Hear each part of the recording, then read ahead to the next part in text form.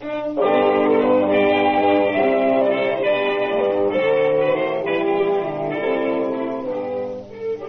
once again, it's Monday night and time for the pleasantest of all doctor's appointments. Our weekly visit with that splendid host and incomparable storyteller, Dr. Watson.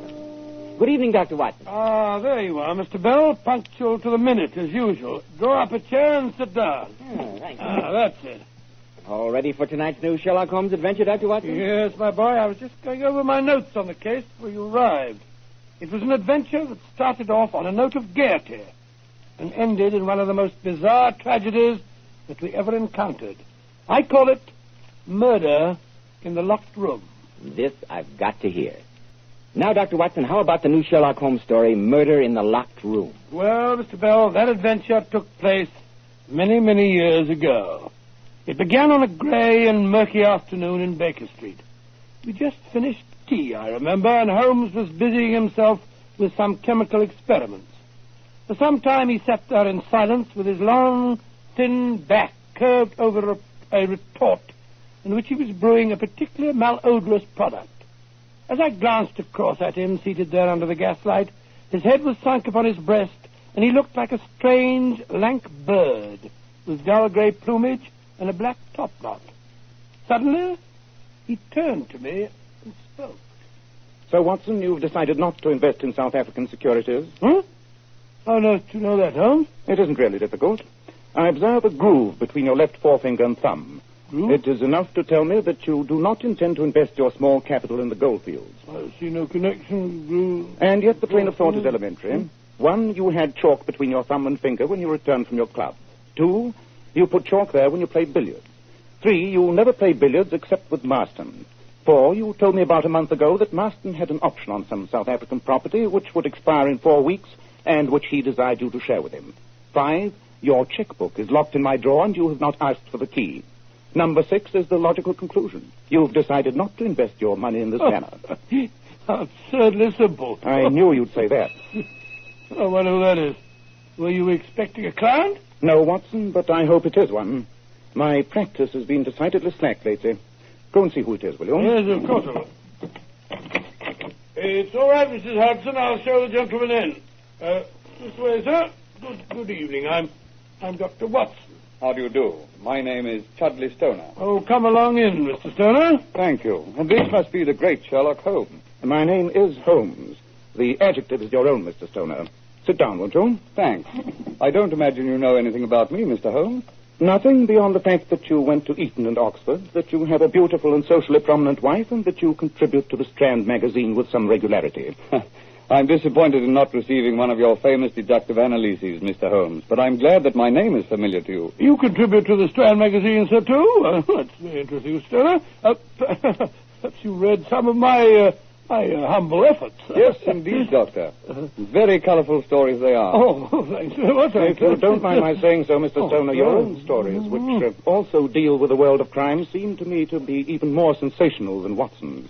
Probably because he has the facts to work with, whereas I have to depend on my gift of imagination.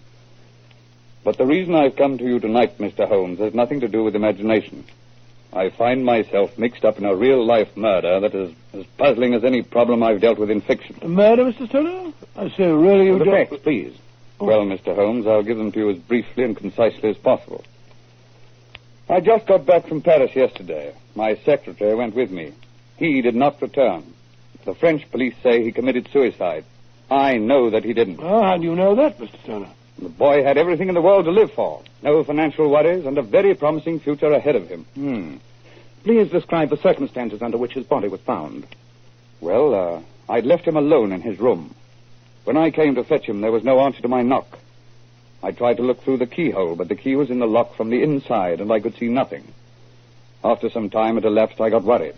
A friend of mine, an inspector of the police, was dining with me that night, and he suggested we should investigate. We broke down the door. My secretary was dead, a bullet in his heart. Inside a room, locked from the inside, huh? Obviously, the police were right in thinking that it was suicide, Mr. Stoner. Of course, you examined the room thoroughly for traces of some other method of ingress? Meticulously. The windows were locked tight. No sliding panels? None. Where was the revolver? Beside his right hand, one bullet gone. And you say the key was in the inside of the door? Yes, and that's why the police wrote it off as suicide. Mr. Holmes, how would you explain such a situation? I'd like a few more facts before giving an opinion. You say you examined the room meticulously. Was there no oddity? Nothing out of place? Nothing peculiar in that room? Nothing that I noticed. Perhaps a small pellet of wax, say? Yes, by Jove. I did find a wax pellet. It was lying on the carpet near the door, and I couldn't imagine what it was doing there. Well, there's your answer. One more question. This French inspector who entered the room with you, what was his personal relationship with your secretary? Odd that you should ask that. They'd quarreled the night before about some girl at the Folies Bergère. Then there you have it, Mr. Stoner. The murderer left the room, locked the door from the outside, removed the key, and plugged the keyhole with wax. When the room was broken into, he simply slipped the key into the inside of the lock, thereby dislodging the wax pellet. Obviously, from what you've told me, only the inspector had that opportunity. Great Scott, a French police inspector, a murderer? Holmes, what are you going to do about this? Nothing, old chap. Huh? Beyond Nothing, old chap? wishing Mr. Stoner good luck with the editor of the Strand magazine. I don't think I follow you, Mr. Holmes. Oh, come now, Mr. Stoner. It's an intellectual game and, in its way, quite stimulating. But don't think you can hoodwink me so easily. Holmes, what are you talking about? My dear Watson, I read the papers carefully. And what do the papers have to do with this? I've noticed the presence of you and your lovely wife at so many social functions here in London in the past few days that I'm afraid I can't possibly accept your Paris story. The obvious answer remains, you've come to me with an imaginary problem in order to solve a difficulty in one of your stories. Mr. Holmes, you're even smarter than I gave you credit for. But this is disgraceful, sir. Wasting my friend's time like this. I suppose I should apologize, Mr. Holmes. But here's the way it happened. I came home late last night, a little under the weather. I had the most wonderful idea on earth for a story. I was going to call it The Locked Room. I'm convinced I made some notes on the story last night, but when I wakened this morning, I couldn't find them. All I could remember was the problem, but I had no idea how to solve it, and so I came to you. I see. It's an excellent idea for a story. Though I have known similar locked room problems, in fact, I don't recall that fiction has exploited their possibilities as yet. Holmes, why are you so calm? I think it's outrageous to come here and pick your brains for a story. My dear Watson, how else do you get the material for your own masterpieces? Oh, it's not very funny. Should you grudge it to him? Oh, it's not the same thing at all. I must say you're being very sporting about it, Mr. Holmes. Oh, no, Mr. Stoner. I'm being businesslike. May I ask how much you are in the habit of receiving for a story of yours in the Strand magazine? About 20 guineas. Why? I am a consulting detective, and I think I've given you a valuable opinion. My fee, if you sell your story, will be 10 guineas. Good night to you, Mr. Stoner.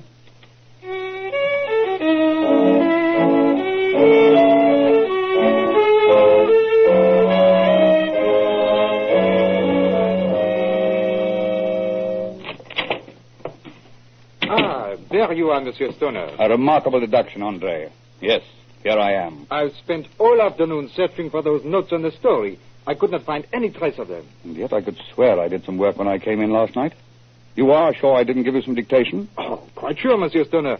If you will pardon my saying so, you were a little... Yes, go on, Andre. Say it. The secretary has some rights. I was drunk. That's what you mean, isn't it? Oh, I meant no offense. It'd be rather a relief if you did. You're always so infernally polite. Where's my wife? She's in the library with your brother-in-law, Monsieur Seal. Very well. I'll need you after dinner, Andre. I'm going to work on the story tonight. Yes, Monsieur Stoner. Hello, Chad. I was beginning to worry about you not being back for dinner. I stopped at the club. Good evening, Chad. Hello, Henry. And how is our master of the violin this evening? Chad, don't make fun of my brother like that. Yes, Chad, go easy. I can't learn the violin in 2 easy lessons, you know. Violet accompanied me on the piano just now. She says I'm improving. I don't doubt that you're improving. You couldn't become worse. Chad, you're intolerable. Henry's our guest. An unwanted guest as far as I'm concerned. He's been here 2 months. Why doesn't he try and get himself a job instead of mooning around here all day scraping away at his fiddle? That's the last time you've insulted me, Chad. I'm leaving here in the morning. I hope I can count on it. How dare you, Chad? How dare you? If Henry goes in the morning, I shall go with him. Now, Violet, take it easy. You've been drinking again, and you're disgusting when you drink. You made an absolute fool of yourself in front of Andre last night. You're very protective about him. Are you sure those calf eyes he keeps making at you are entirely unreciprocated? I hate you, Chad. I'm not waiting until the morning. I'm leaving tonight. Now, wait a minute, Violet. I'm sorry. I don't know what makes me do it. I get a few drinks and I just feel that I've got to hurt you. Well, you certainly succeed. I used to think it was the so-called artistic temperament that made you this way. Now I realize it's drink. I'm sorry, Violet, but it's not been too easy for me. Having Henry around all day gets pretty trying, particularly when I'm attempting to work. But he's planning to move soon anyway. Surely you can tolerate it a little longer. For our sake, Chad. Can't you? Of course I can, Violet. I'm sorry, dear. I'll try and be a little less boorish, and I'll watch the drinking. That sounds more like the man I married. And I'll help, too. I'll try and keep Henry out of your way as much as possible, dear. We can make a go of it, Violet. I know we can. Well, I'm going into the study. I want to jot down some notes on the new story while they're still fresh in my mind. All right, dear.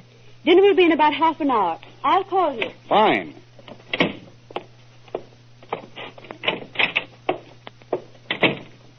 The Locked Room. Yes, that'll be a good title. It'll be worth giving Sherlock Holmes 10 guineas for the help he gave me. Who is it? Is that you?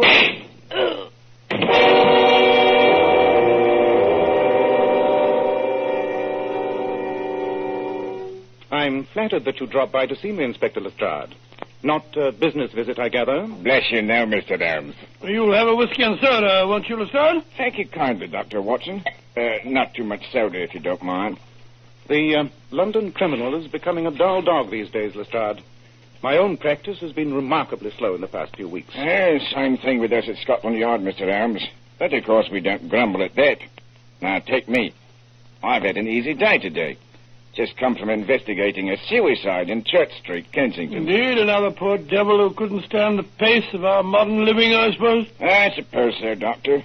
Though you'd have thought this bloke had everything he wanted. He was quite a successful writer, they tell me. A writer?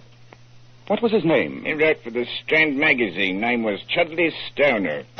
Dr. Watson, you dropped that glass. You say Chudley Stoner committed suicide tonight? That's right, Mr. Holmes. You know him? Under what circumstances was he found? It was a routine case, sir. Locked the door on his study from the inside and then blew his brains out. The windows were locked and there were no secret panels and that kind of stuff. It was suicide, all right. The arm of coincidence is long indeed, but not as long as that. Has the body been moved? Oh, no, Mr. Holmes. I told them to touch nothing until the police photographers got there. Just to be on the safe side, you understand, sir. Splendid.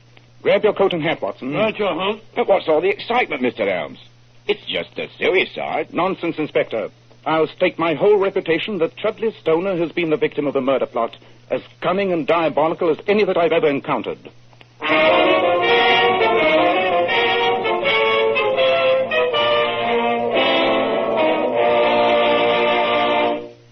Well, Dr. Watson, this is really one for the book. A mystery writer comes to Sherlock Holmes with a fictitious murder plot. Holmes solves it for him, then the man goes away and gets murdered in exactly the way he described. Precisely, Mr. Bell. As provocative a problem as ever we encountered. I bet you hurried off to the dead man's house at once, didn't you? As fast as a hansom cab could take us there. As soon as we arrived, we cross-examined the three members of the household. The dead man's wife, Violet, her brother, Henry Seal, and Andre Leroux, the secretary.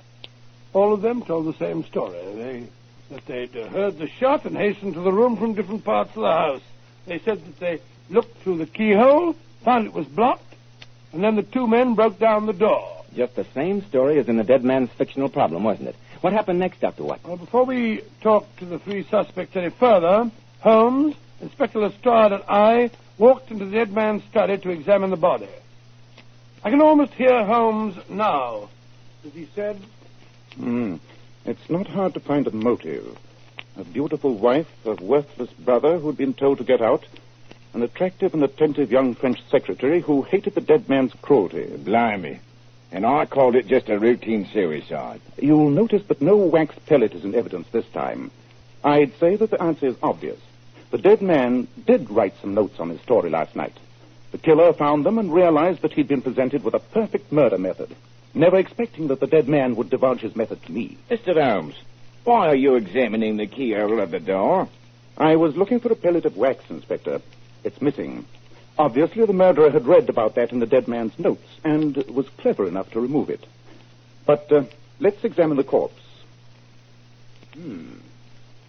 Interesting. Most interesting. Why, Holmes? Well, surely you can see for yourself, Watson. The bloodstains clearly indicate that the man fell here, some 5 or 6 feet from the desk. And yet, with a dying burst of energy, he crawled towards the desk and clutched it. Undoubtedly, he was trying to give us a dying message. But how can holding on to a desk give a message, Mr. Holmes? And why should a dying man try to do that anyway? Remember that the dead man was a writer and a student of criminology. In his last few moments of consciousness, he probably realized I'd be on the track of his murderer. He gave us more than one clue, Holmes. Look at his body. As he fell for last time, he upset that bowl of violets. And his wife's name is Violet. Coincidence, I think, Watson. The flowers were knocked over inadvertently as he fell. But the move to the desk was a deliberate and desperate effort. Well, if you talk about that, look here, gentlemen. Lying by his right arm. Look, that was knocked off the desk, too. It's a seal with a monogram on it. Right, Doctor. And Seal is the name of the dead man's brother-in-law. Henry Seal. Interesting, but I refuse to believe that a dying man could deliberately knock over such a comprehensive number of incriminating objects as he died. Then who do you suppose did do it, Holmes? At this stage of the case, I shall suppose nothing, Watson. We have 3 obvious suspects waiting for us. Let's question them.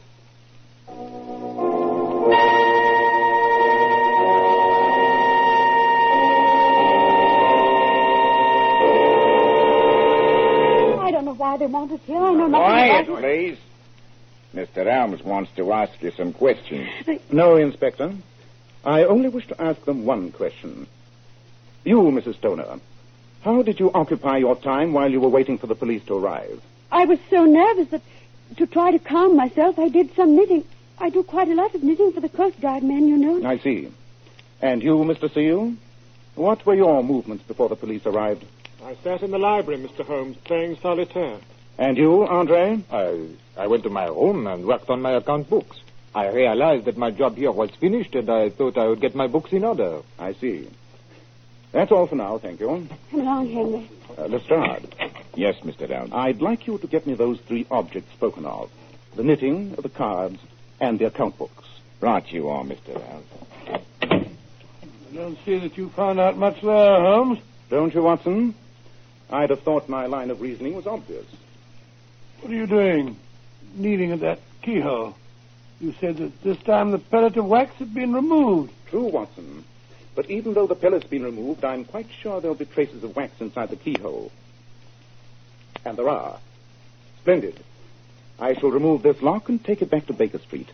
The murderer undoubtedly still had some traces of wax on his fingers. A closer examination of the fragments of wax inside this keyhole and an equally close examination of the knitting, the cards, and the account books should be able to give us the solution to this case.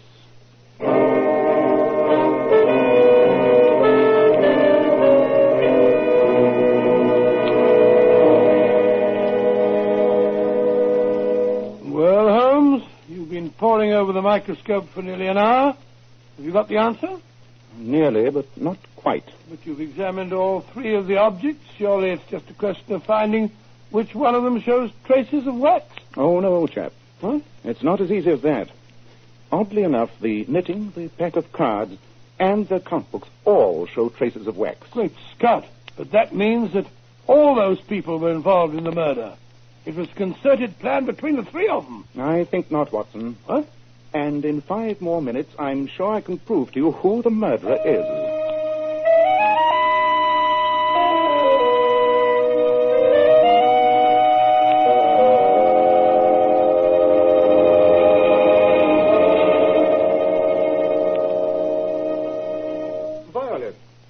Violet, why are you sitting alone here in the library? Oh, hello, Andre. I'm so upset.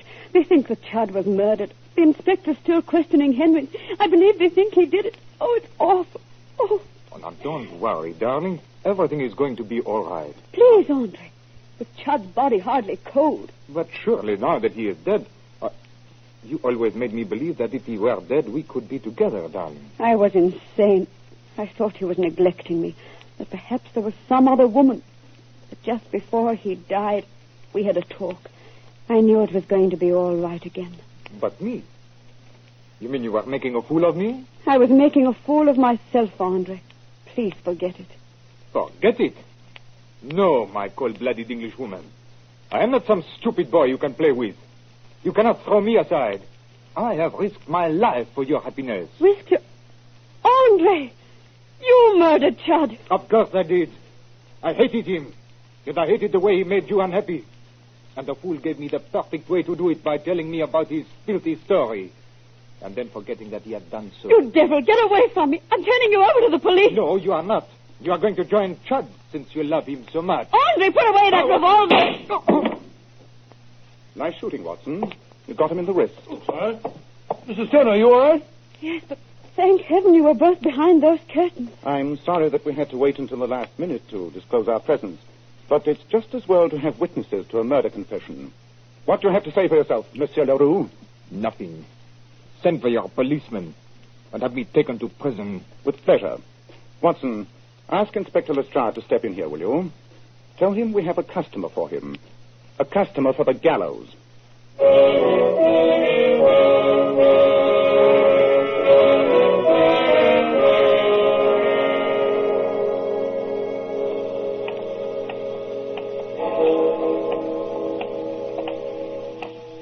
Midnight. It'll be good to get back to Baker Street. It's been an exhausting evening's work.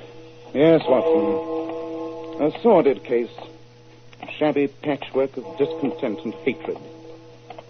Oh, well, we've been instrumental in sending yet another felon to his rightful destiny. You know, Holmes, there's one or two points I don't quite understand. I can't believe it, Watson.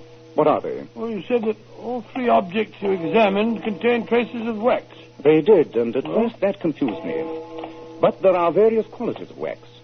For instance, Mrs. Stoner was knitting with a certain waxed wool that is used specifically in knitting for seafaring men. It gives the garments a weatherproof finish. Never heard of it. Possibly not, but it's a fact. And, as you know, I specialize in such odd pieces of information. What about the traces of wax on the cards that Henry Seal used when he was playing solitaire? Again, I was misled. Until I remembered that Mrs. Stoner told us that her brother had been playing the violin a short while before her husband's death. Oh, he'd been using rosin. Precisely. Oh, yes. Logically, it had to be the secretary. But the proof came when I made the final analysis of the three specimens of wax. That, on the account books, was the only one that exactly matched the traces of wax I found in the keyhole. Oh, suppose I'm very stupid, Holmes. Anything else bothering you? Yeah, just one point. You said that the dying man tried to indicate his murderer by clasping the desk as he died. Yes, I'm sure he was trying to give us a dying message. Well, I was fooled by the violets and the seal. Well, that was a freakish coincidence. But the effort in crawling to the desk was not. That was the true message. I still don't see it. Oh, come now, Watson. The secretary was a Frenchman. The French word for desk and for secretary is the same. Secrétaire. I see it now. Oh, really, Watson? You know, Holmes, you'll never get your fee for this case. Indeed. And why? Stoner's dead. He'll never sell that story to the Strand magazine now. True, Watson. But I've no doubt that you will. Though perhaps it'll be a slightly different version of it. And you'll probably call it something very melodramatic. Perhaps murder in the locked room.